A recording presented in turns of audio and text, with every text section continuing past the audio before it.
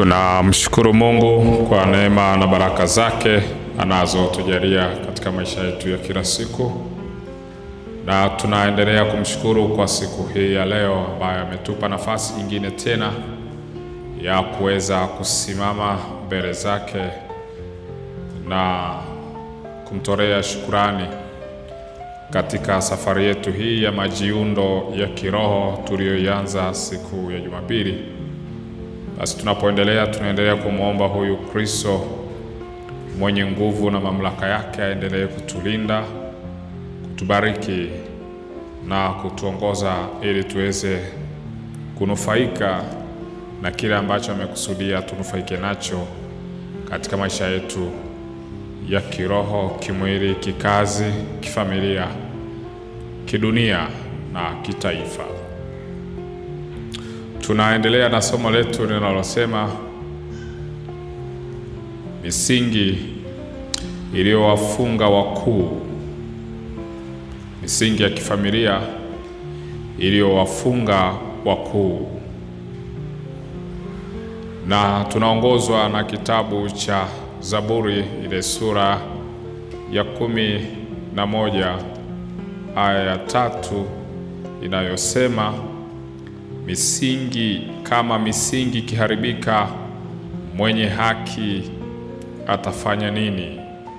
Kama misingi kiharibika, mwenye haki atafanya nini? Tasoma pia kitabu cha Mwanzo sura ya 7 aya ya 1. Nasema, Bwana akamwambia Nuhu,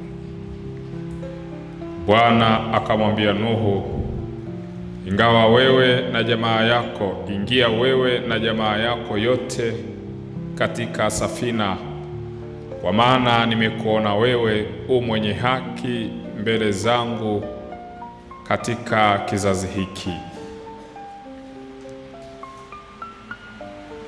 Kwa maana nimekuona wewe u mwenye haki mbele zangu katika kizazi hiki. Mungu anapoona jamii ya wakati ule imetenda maovu na anataka kuiangamiza, anamtazama Nuhu na anamwambia Nuhu, wewe umeonekana kuwa mwenye haki mbele zangu, nitaangamiza vizazi vyote, lakini kizazi chako sitakiangamiza. Alafu anamwambia, kwa sababu hiyo tengeneza safina, na hiyo safina uingie na watoto wako na wake za watoto wako na jamaa yako yote. Baada ya hapo mafuriko au nitaachilia mvua itakayonyesha siku 40 usiku na mchana, na kila chenye uhai kitambaacho na kinachoishi kitaangamia. Na kweli ndivyo ilivyokuwa. Nilichokuwa nasoma hapa na shangaa ni kwamba kadiri mvua ilivyokuwa inanyesha, maji yalikuwa yanakuwa mengi, lakini ile safina ya Nuhu aliyokuwa ameingia yeye na familia yake yenyewe ilikuwa inaelea juu ya yale maji. Ilikuwa inaelea juu. Kwa hiyo hakuweza kudhurika kwa lolote. Kwa nini hakuweza kudhurika? Ni kwa sababu Mungu mwenyewe anasema, kwa maana nimekuona wewe u mwenye haki mbele zangu katika kizazi hiki.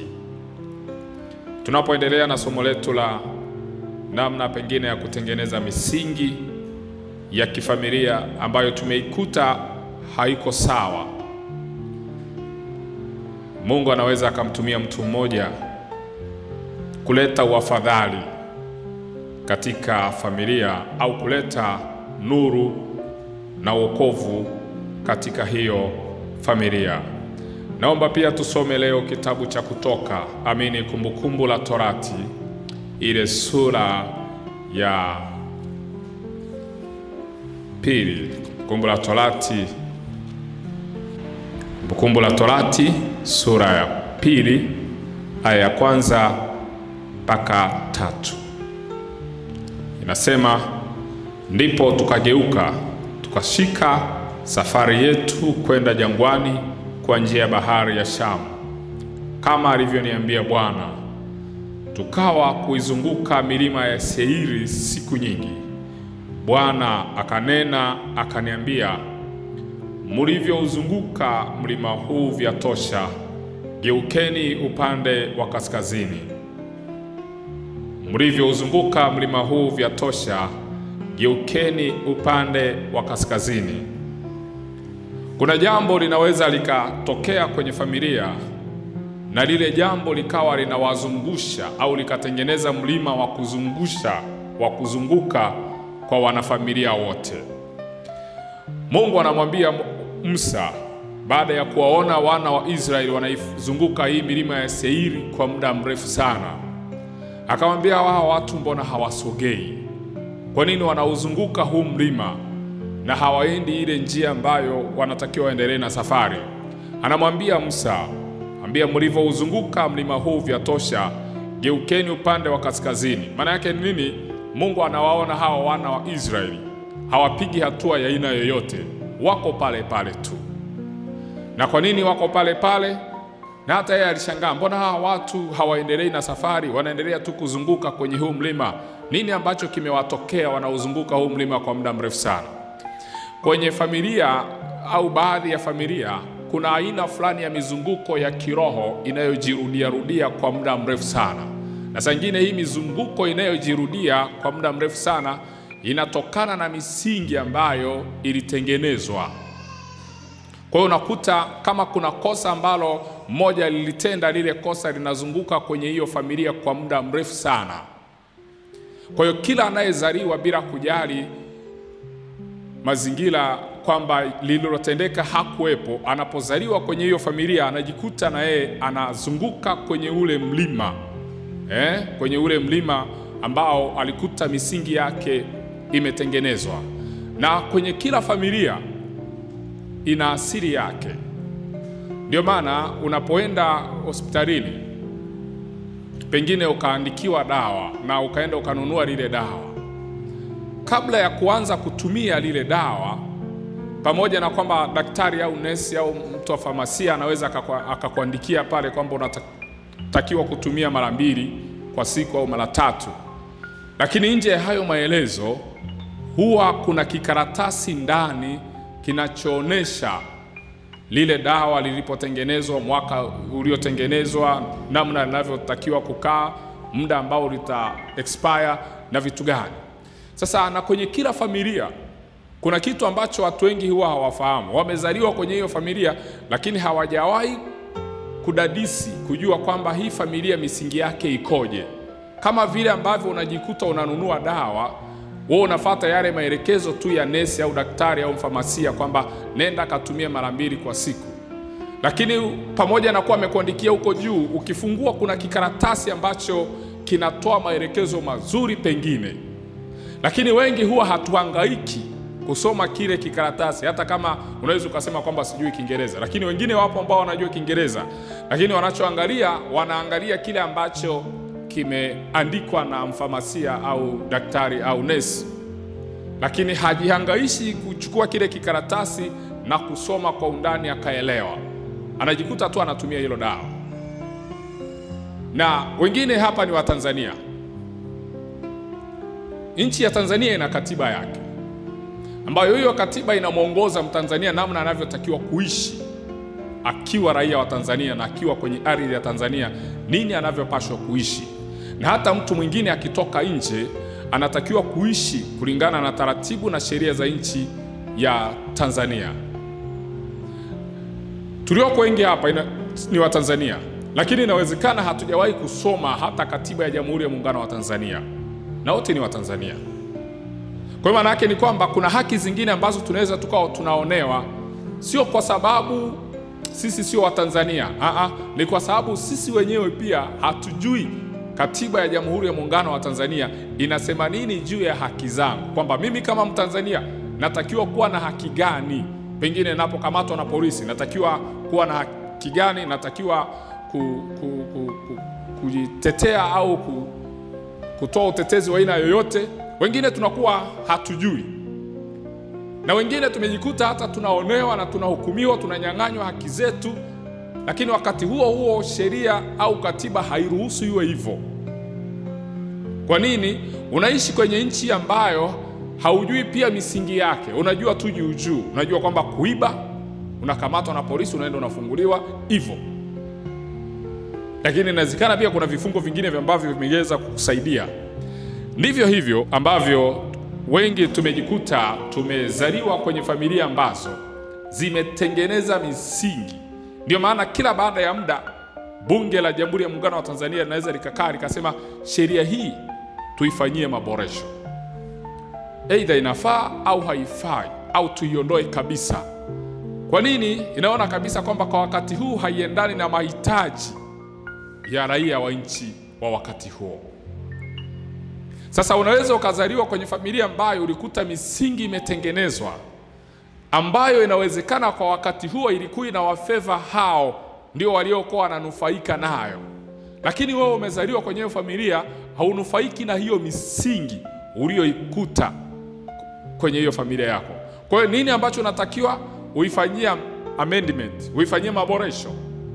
Kwamba hii misingi nimezaliwa kweli nimeikuta, lakini nikiendelea kuitumia hii misingi sitafanikiwa. Sasa tumejikuta kwamba tunatafuta mabadiliko tukiwa kwenye mifumo ambayo haituruhusu kufanikiwa. Kwa nini haituruhusu kufanikiwa? Ni kwa sababu tunataka kutengeneza misingi tukiwa ndani ya misingi. Kwa ukiwa unatengeneza misingi imara, lazima uangalie ile misingi iliyopo inakufeva au haikufevi. Na kama unaona inakufeva is okay, lakini kama unaona haikufevi unaachana nayo. Ndiyo hivyo kwamba tuko kwenye familia ambazo tunahitaji kuifanyia misingi mingine maboresho. Maboresho kwa upande wa kiroho, maboresho kwa upande wa kielimu, maboresho kwa upande wa kifamilia, maboresho kila eneo.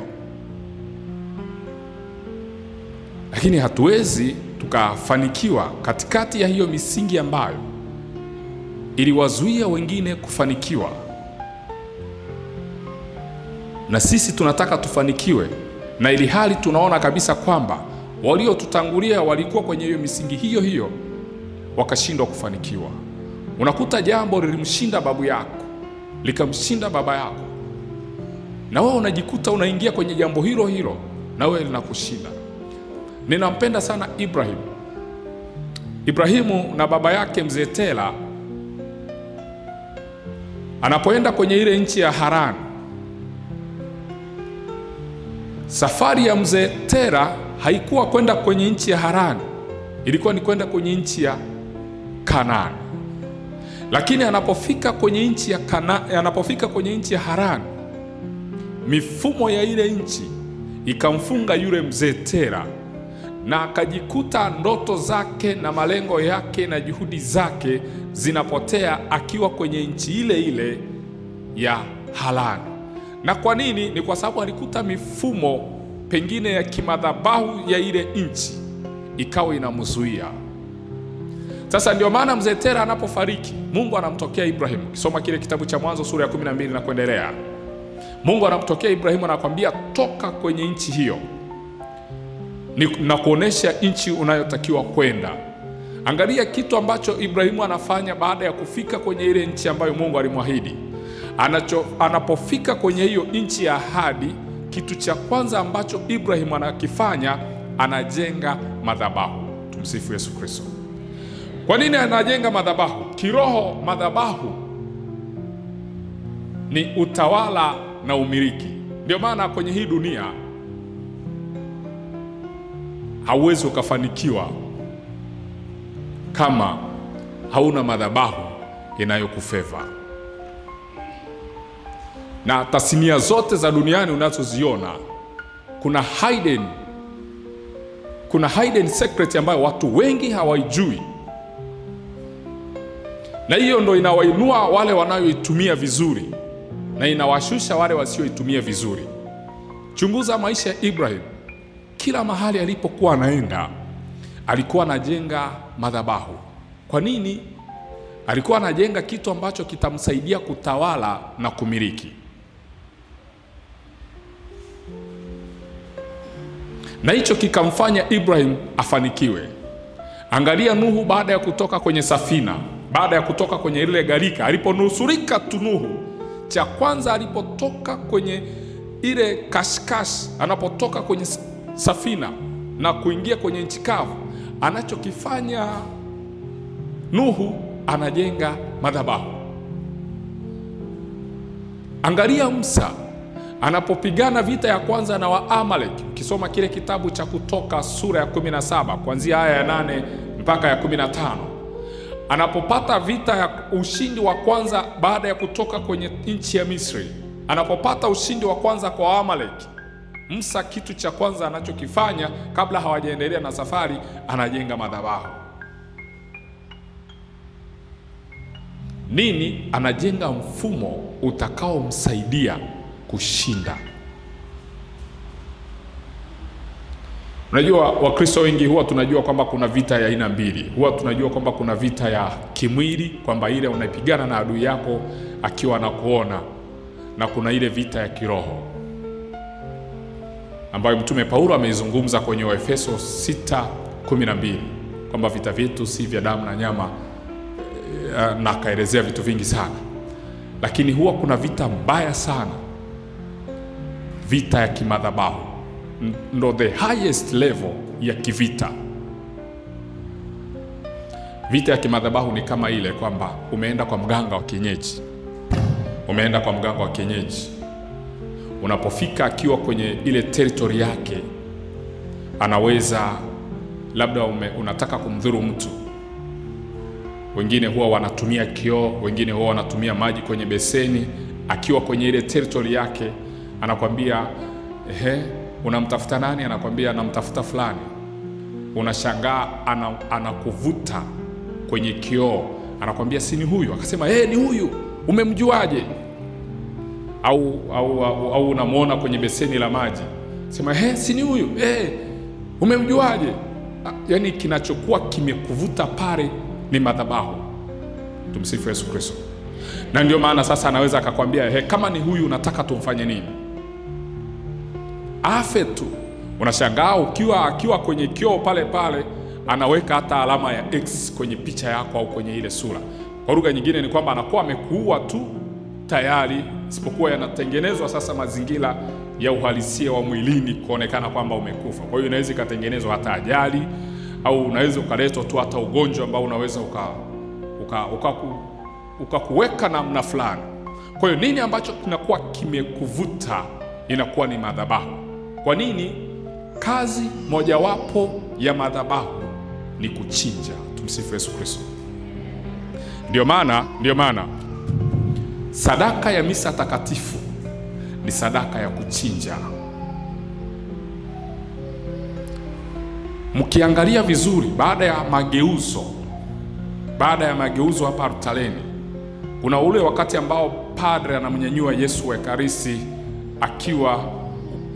ikiwa ni hostia nzima, ikiwa nzima, lakini kuna muda anaivunja katikati. Tumsifu Yesu Kristo. Sasa kule ni kuchinja. Ni kufanya nini? Yaani anapoivunja ile hostia katikati, ni kuonesha kwamba Kristo tayari amejitoa sadaka. Tuko sawa sawa? Kwa hiyo ndio maana kazi mojawapo ya madhabahu au ya altare ni kuchinja.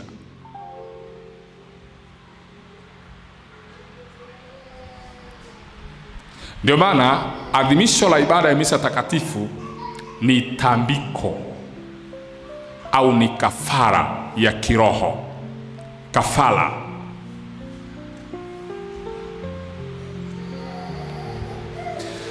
Sasa tuchukulie sasa umezaliwa kwenye familia ambayo misingi yake ilikuwa ni kila baada ya muda wanatengeneza wanachokitengeneza au wanatoa kafara. Watu mnaotokea kaskazini, Moshi, mnisamehe,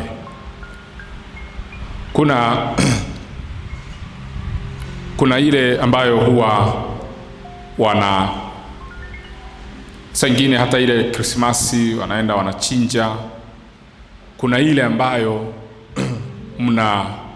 kama mmechukua mnyama, ule mnyama kabla ya kuchinja mnaushika, mnaunenea kwamba iwe hivi, iwe hivi, iwe hivi.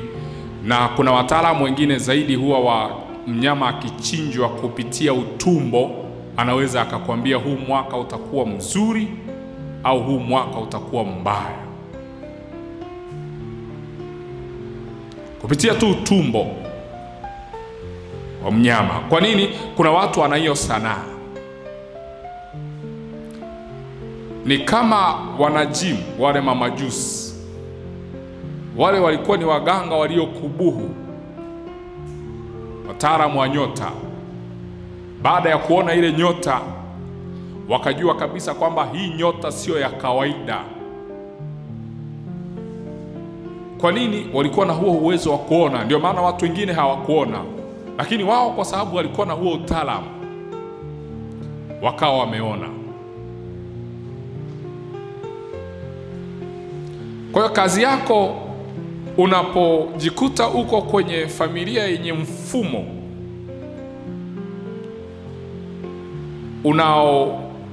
unaokuzuia kusogea kiroho, lazima ufanye maboresho. Kwa nini Wakristo wengi hasa Wakatoliki tunajitokeza sana kwenye mafundisho ya ubatizo, na unajikuta wengi wanabatizwa, lakini angalia baada ya ubatizo wale watu wanapotea kanisani. Baada ya kipaimara wale watu wanapotea kanisani. Ukichunguza kwenye asili ya hao watu walio wengi, utagundua kwamba kuna aina fulani ya mifumo inayowazuia kuendelea na maisha waliokuwa wameyachagua, kwa maana ya maisha ya Ukristo. Kwa nini? Ukitrace kwa undani utakuta kwamba mifumo yao ya kiroho haikujengwa kwa huyo Mungu waliyemkimbilia, ilijengwa kwa miungu mingine.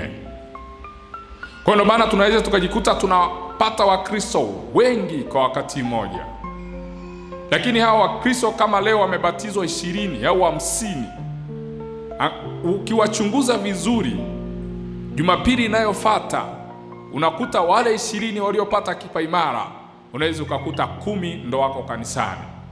Kimuuliza, kiangalia wengine 10 hawapo. Nini?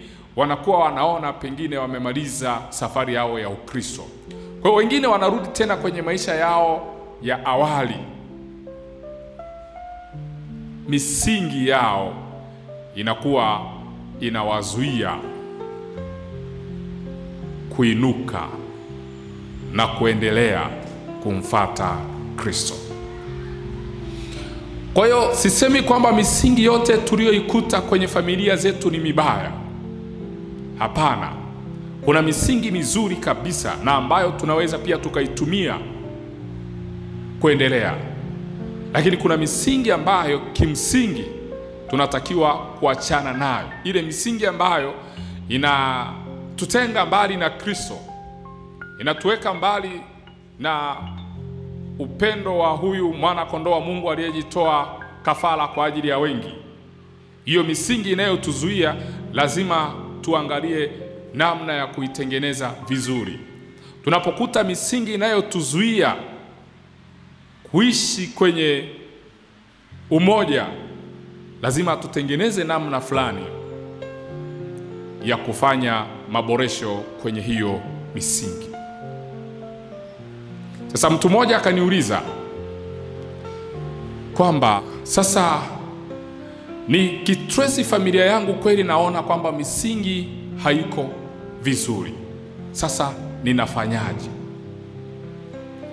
Kitu pekee unachotakiwa kukifanya unapojikuta kwamba uko kwenye familia ambayo ukitrace unaona misingi haiko vizuri, cha kwanza kabisa ni kuikataa ile misingi.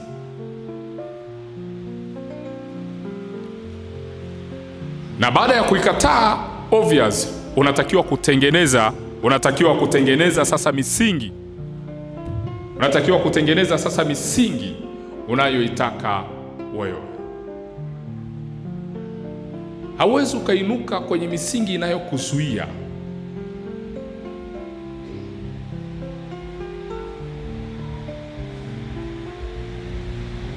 Kuna kaka moja,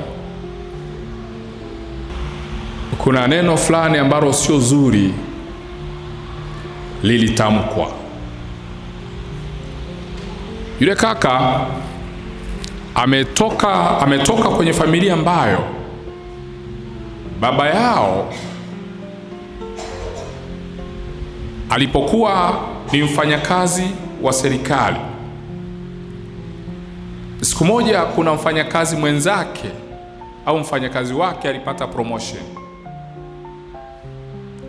Na alipopata promotion akaandikiwa barua.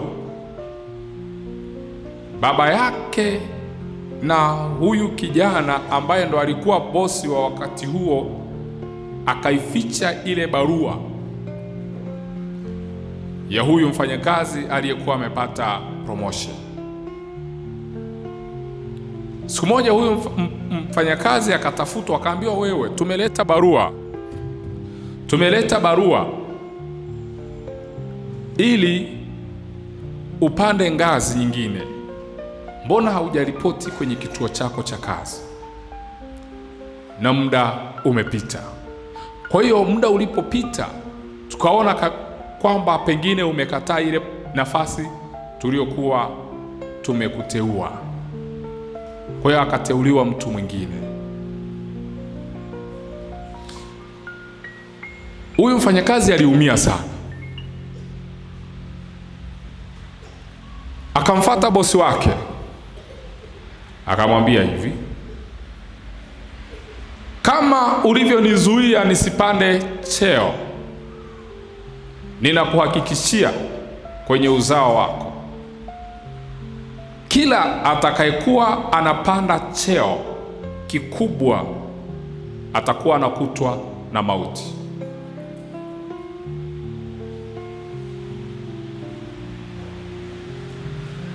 Mwaka juzi, sijui mwaka jana, nafikiri mlisikia, kuna mtu mmoja alikuwa ameteuliwa kuwa mkurugenzi wa manispaa fulani.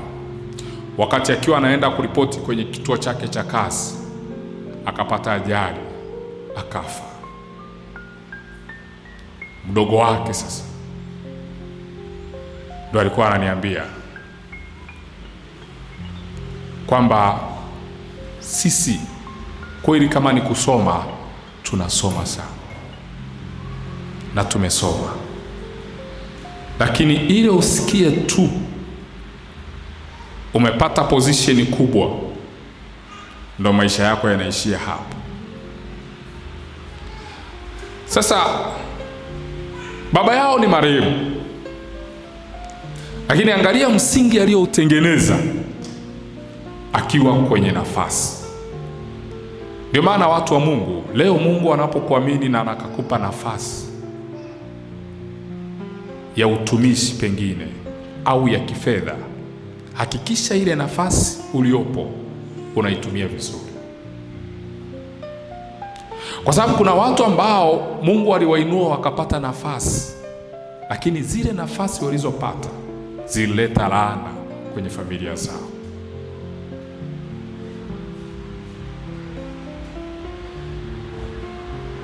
Yaani unawaachia watoto wako shida kwa sababu Mungu kuna wakati alikuinua alafu kamsahau.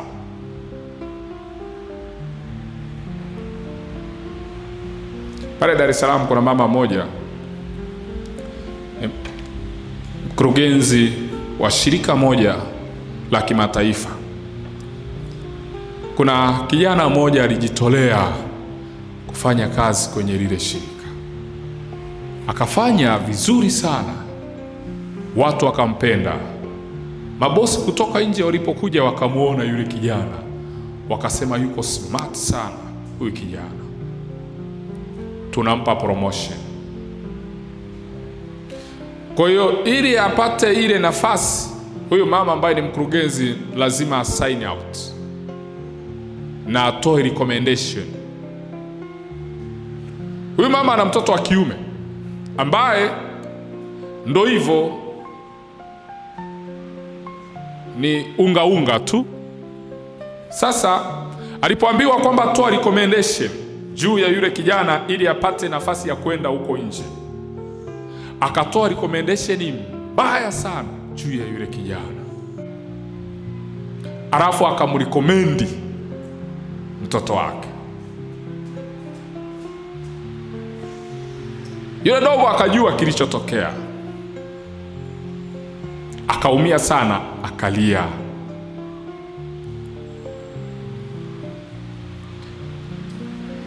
Aniambia, William, nililia machozi, na yale machozi nikayachukua nikajifuta yale machozi usoni, lakini nikayaweka kwenye ile meza iliyokuwa nafanyia kazi. Basi nikakosa hiyo nafasi na nikafukuzwa. Basi mtoto wa yule mama, kwa sababu walikuwa wamerecommend na hawa watu walikuwa wanamwamini huyu mama kama mkurugenzi, okay, yule kijana akaambiwa basi mfanyie process yaje, kaenda Marekani kufanya hiyo kazi pande wa hilo shirika kwenye zile ofisi za Marekani. Baada ya miezi 6 picha zikasambaa mtandaoni. Huyu kijana aliyepelekwa kule wa huyu mama alikuwa mke wa mtu. Misingi, unapopata nafasi, inawezekana kabisa hata familia unayotoka sio kwamba ilikuwa na misingi mibaya, lakini wewe unaweza ukatengeneza misingi mibaya.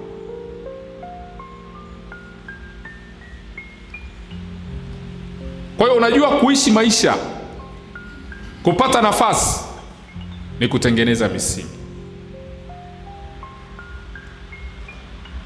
Kwa hiyo unaweza ukatengeneza msingi ambao utakuwa unawazungusha kwenye eneo moja na msipige hatua ya aina yoyote.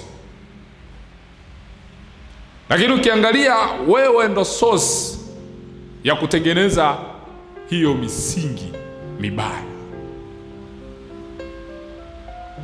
misingi ya uonevu, misingi ya dhuluma, misingi ya nini. Hebu fikiria kama wewe ni hakimu.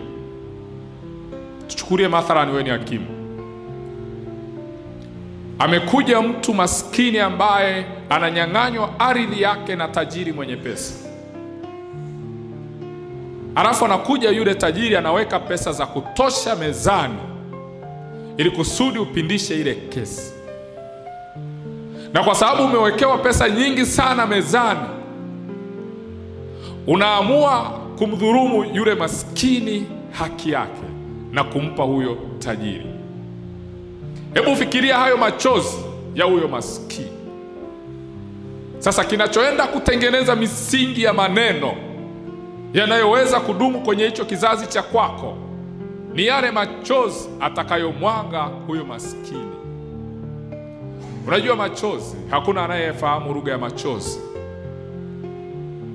Lugha ya machozi yanaweza yakatoka yakiwa na ishara ya furaha. Machozi yanaweza yakatoka yakiwa na ishara ya laana. Machozi yanaweza yakatoka yakiwa na ishara ya maombi. Machozi yanaweza yakatoka yakiwa na ishara ya ulinzi. Ogopa sana kuona mtu anatoa machozi ambayo hujui hayo machozi yanazungumza lugha gani, kwa sababu kila chozi lina lugha yake. Kila chozi unaloliona mtu analidondosha lina lugha yake, na hilo chozi ni msingi. Mnataka kuamini? Angalia, tuchukulia mfano mwanaume na mwanamke walioanza maisha ya chini kabisa, wakiwa wanalala chini, wakiwa wanashinda njaa, wakiwa hawana hili wala lile. chini kabisa, alafu baadaye wakapigana kwa jasho na damu. Mungu akawasaidia, wakainuka, wakapata mali. Chunguza huyo mwanamke, ikitokea mume wake amemsaliti, alafu akamwona kwamba hauna lolote, haujashiriki chochote, hakuna jasho lako, mimi ndo nilikuwa natafuta, wewe ulikuwepo tu nyumbani.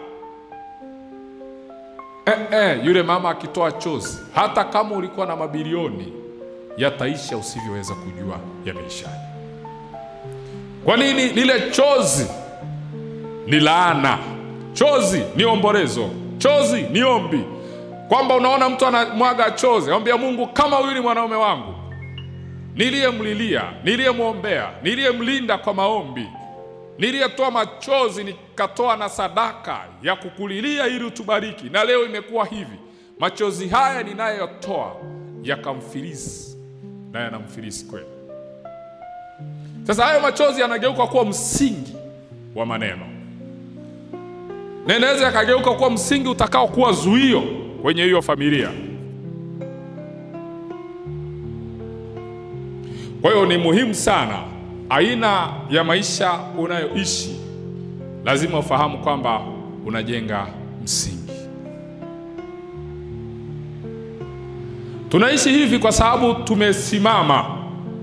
Mwanasayansi Isaac Newton anasema, usione leo tumesimama, kuna watu walitupa mabega ya kusimamia, na sisi tukasimama tukaonekana hivi tulivyosimama leo. Na hata wewe hapo ulipofika leo, ulisimama kwenye mabega ya watu. Na hata pale unapotaka kufika kesho, iwe ni kibiashara, iwe ni kikazi, iwe ni kifamilia, ni lazima ukubali kusimama kwenye mabega ya watu. Hakuna mtu ambaye anaweza kusimama leo akasema nimefanikiwa hapa mimi kama mimi, bila kusimama kwenye mabega ya watu. Hata Yusufu alipokuwa Misri na alipokuwa gerezani, alipoota ndoto kati ya wale wafungwa wawili waliokuwa wamefungwa, moja akatafasiri ndoto yake. Baada ya huyu mfungwa kutoka gerezani, Yusufu alimwambia, utakapofika kwa mfalme unikumbuke. Maana yake ni nini? Kuna watu leo tunachohitaji sio mitaji ya watu. Tunachohitaji ni kuzungumziwa tu vizuri na watu. Tunachohitaji ni kuzungumziwa vizuri tu mahali palipo na fursa. Hicho tu, kwamba unamrecomendi mtu kwamba huyu, kama mnatafuta injinia, basi namrecomendi kwamba huyu injinia atakufanyia kazi vizuri sana. Wanawake wa zamani walikuwa wanaolewa kwa recommendation, kwamba kama ni binti wa fulani, hapo umepata mke, oa. Kama ni kijana wa fulani, hapo umepata mwanaume, olewa. Leo hatuna recommendation ya aina yoyote. Tumsifu Yesu Kristo. Muulize jirani yako, huyu ulianao ulipata recommendation?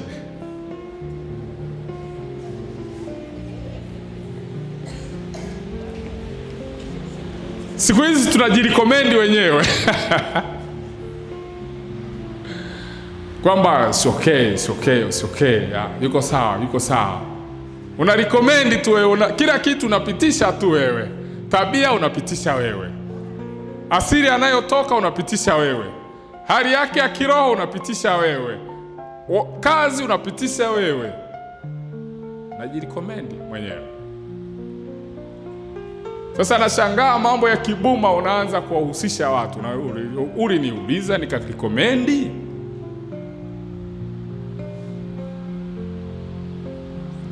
Kwa hiyo wengine tunachohitaji katika maisha, kama ni elimu tunazo, kama ni sifa njema tunazo, kama ni maadili tunayo, lakini tunachohitaji tu ni watu kutuzungumza vizuri. Kwa sababu mtu anapozungumza vizuri juu yako, ni anatamka baraka juu yako. Na anapozungumza vibaya juu yako, ni anatamka laana juu yako.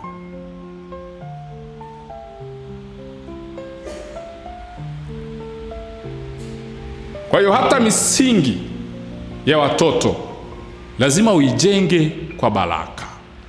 Leo kuna watoto wengine ambao kwao kupata ajira imekuwa ngumu sana, kwa sababu wakiwa wadogo wazazi wao waliwatamkia kwamba wewe kwa tabia hii hauwezi ukafika mbali. Mzazi ameshatoa recommendation tayari kiroho, na kweli yule mtoto anachokutana nacho ni rejection. Kila mahali anapoenda panamkataa. Mifumo ya nchi inamkataa, mifumo ya biashara inamkataa, mifumo ya kazi inamkataa. Ngoja niwaambie wapendwa, kupata kazi sio tu rushwa ambayo wengi wamezoea kutoa rushwa. Inategemea hali yako ya kiroho. Je, mahali unapoomba kazi, huo mfumo unakukubali? Siku moja nilikuwa mmoja wa panelist wakati nilikuwa nafanya kazi mahali fulani. Kuna kijana mmoja alijibu vizuri sana kwenye ile interview. You know what happened? Yule kijana ndo aliongoza kwa kujibu vizuri sana, lakini aliyekuwa in charge wetu akasema huyu amejibu vizuri sana na amewashinda wote, lakini hafanani kufanya kazi kwenye hiyo ofisi. Na sio kwamba amevaa vibaya. No. Kwa wale ambao tunajua mambo ya rohoni, unajua kabisa huyu shida sio CV, shida sio maadili, shida mfumo umemkataa.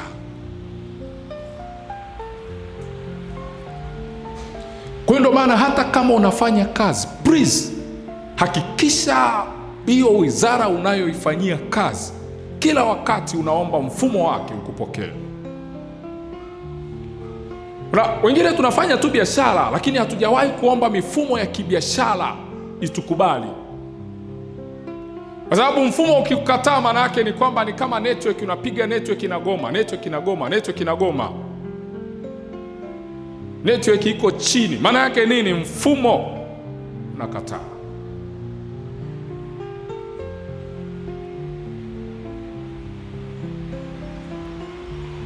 Haya mambo sio juhudi peke yake. Haya mambo ni ya kiroho. Ngoja niwaambie. Hivi mnajua kwamba kila chenye jina katika ulimwengu wa kiroho kinasikia? Do you know that? Kila chenye jina katika ulimwengu wa kiroho kinasikia. Utaniuliza kivipi? Kamuulize Ezekiel, kisoma Ezekiel 37. Ile mifupa ilisikia. Mungu anamwambia iambie hiyo mifupa. Afu Ezekiel anasemaje? Enyi mifupa, enyi sogeleaneni. Inasogeleana. Yesu aliulani ule mtini kwa sababu hauna matunda, na kweli ule mtini ukanyauka. Ulikuwa na jina. Musa aliambiwa enenda ukawaambie ule mwamba utoe maji. Mwamba uambie, sio uchimbe. Uambie. Maiti ya Lazaro ilisikia ilipoitwa na Yesu. Kwa nini? Ilikuwa na jina. Mama mkwe wa Petro homa ilimtoka baada ya Yesu kumwombea na kutamka lile jina kwamba huu ugonjwa ni homa, ukamwachia. Ndio maana hata leo ugonjwa wa aina yoyote ulio nao unasikia.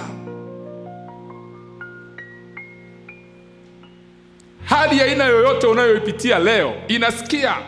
Ndio maana ukiisemesha itasikia. Biblia inasema watu wangu wanaangamia kwa kukosa. Sio nguvu, sio juhudi.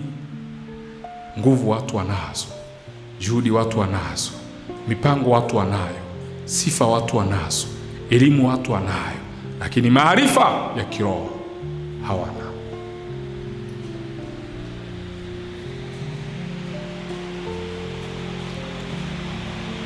Angalia, unaweza kukuta jambo lilimshinda baba yako au mama yako. Lile jambo usipolikataa na wewe litakushinda. linakushinda kweupe. Lakini ukilikataa litasikia umelikataa. Kwa nini wakati wa ubatizo tunaulizwa maswali? Je, wamkataa shetani?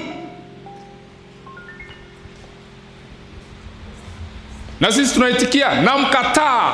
Kwa nini? Ili shetani asikie kwamba, na mtu anaelewa, ili asikie. Kwa nini? Kwa sababu ana masikio na mambo yake yote, ili yasikie hayo mambo yake kwamba unafanya nini.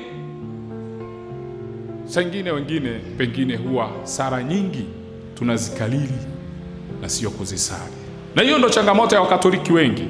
Tunakalili sana sala, lakini hatusali hizo sala. Kwa hiyo unaweza kukuta unaisali sala Baba Yetu yote kwa sababu umeikalili, lakini kuitafakari pia. Umeikalili sala ya Salamu Maria yote, lakini kutafakari kile kilichoandikwa ndani yake. Kusali sala ya Tukuzwe Baba na Mwana na Roho Mtakatifu, kama mwanzo na sasa na siku zote na milele. Amina.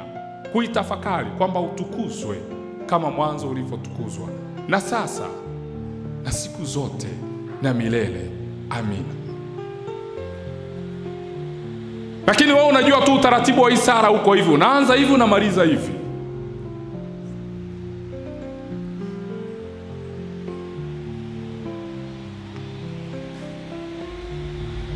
Let me tell you, ni kwamba tuna Wakristo wengi sana ambao wanasali kwa bidii, lakini sio kwa maarifa. Na kuhakikishia, unaweza ukajikuta unasali kwa bidii sana, lakini kama hausali kwa maarifa, hautapata hicho unachokiomba. Ndio maana tunakutana na watu tatizo lao ni lile lile, miaka nenda rudi, na wanasali hilo hilo. Ni kwa nini? Hawajajua kusali kwa maarifa juu ya hilo tatizo linalowakabili. Wewe naweza nikakukuta umesali masaa 12 mfululizo, haujapumzika. Umesali kwa bidii masaa 12, hujapumzika. Mimi nikaja nikapiga lisaa langu hilo kwa maarifa, nikatoboa. Najua nakanyaga wapi, natokea wapi. Lakini naweza nikakuta wewe umesali masaa 12 ukiunazunguka pale pale, ukiunazunguka pale pale, ukiunazunguka pale pale. Mimi nakuja kwa namna yangu, nasali kwa maarifa. Ndio maana huwa kuna nosheni nyingi sana. Anayesali kwa sauti anamhukumu anayesali kimya kimya, na anayesali kimya kimya anamhukumu anayesali. Issue ni kwamba kwenye huo kimya kimya wako unasali nini? Unaweza ukasali kimya na usitoboe. Issue ni kwamba kwenye hiyo sauti yako unayotoa unasali nini? Unaweza ukasali sana kila mtu akasikia kule anakopita kule, lakini hakuna unakokanyaga. Kwa hiyo issue sio unasali sana kwa sauti sana, issue sio unasali kwa ukimya sana. Issue kwenye huo ukimya wako unasali nini? Issue kwenye huko kupaza kwako sauti unasali nini? Nini unachokijenga? Nini unachokiumba?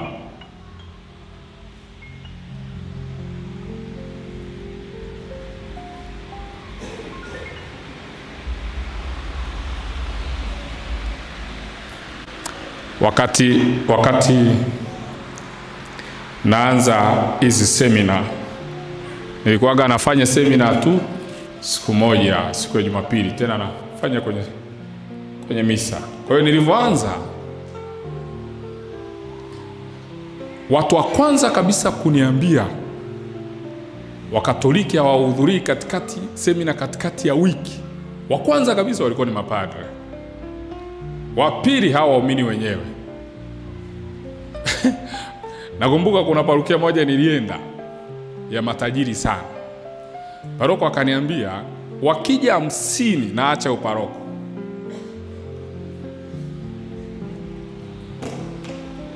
Ngambia Faza, una uhakika? Sema tuko hapa. Sasa unajua mtu anaongea lakini hajajua token ambazo umeshazifanya. Tumsifu Yesu Kristo.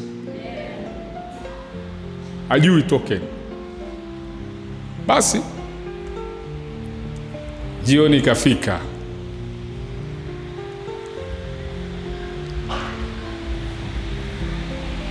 Ilipofika,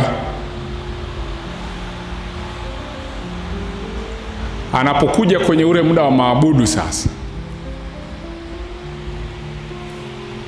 akakuta parking imejaa na gari zingine ziko nje. Kabla hata hatujaanza maabudu akaja akasema, mmetokea wapi?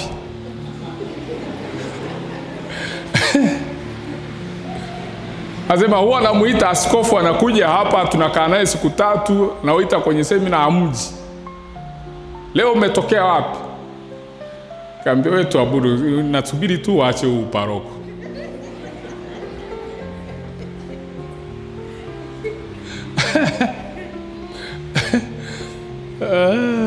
Usiku tuko mezani akasema, uparoko na upenda. Kaambia si utoke sasa. Si ulisema wakifika 50 wale. Tumsifu Yesu Kristo. Misingi.